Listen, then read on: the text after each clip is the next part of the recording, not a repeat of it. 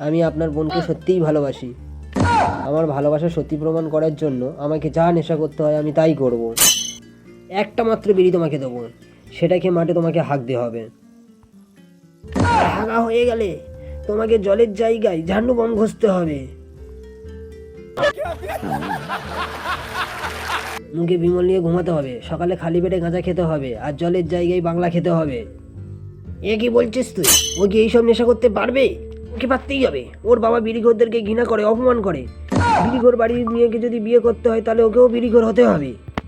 তবে ও পূজাকে পাবে। পারবো আমি সব নেশা করবো। নেশা করো মানে?